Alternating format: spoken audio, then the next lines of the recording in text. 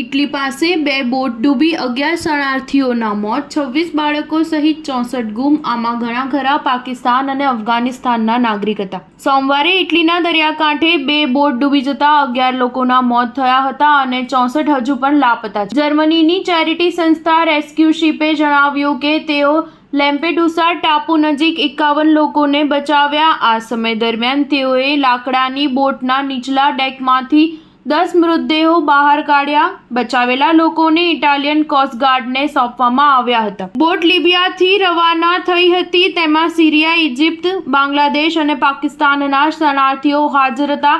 આ પછી સોમવારે જ રેસ્ક્યુ શિપે ઇટલીના દક્ષિણ છેડે કેલેબ્રિયાના દરિયાકાંઠે 201 કિલોમીટરના અંતરે બીજી બોટ ડૂબતી જોઈ.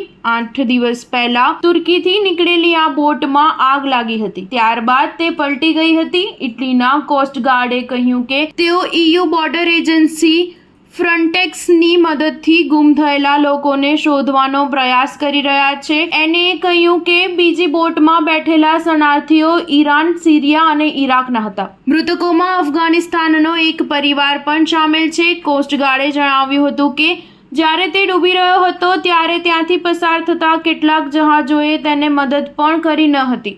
ભૂમધ્ય સમુદ્ર સૌથી ખતરનાક સ્થળાંતરનો માર્ગ છે. દર વર્ષે 1 લાખથી વધુ શરણાર્થીઓ બોટ દ્વારા ઇટલી આવે છે. છેલ્લા 10 વર્ષમાં આ માર્ગ પરથી પસાર થતા 27,000થી વધુ શરણાર્થીઓના મોત થયા છે.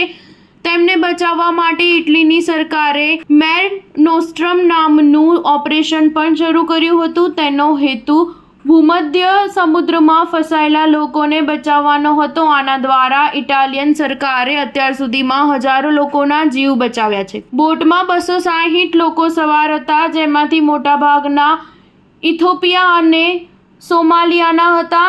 UNના અધિકારીઓએ જણાવ્યું હતું કે એપ્રિલમાં 2 અઠવાડિયામાં આવી અલગ-અલગ ઘટનાઓમાં 62થી વધુ લોકો માર્યા ગયા હતા. સ્ટાર ન્યૂઝ 7 હંમેશા સચ્ચાઈની સાથે.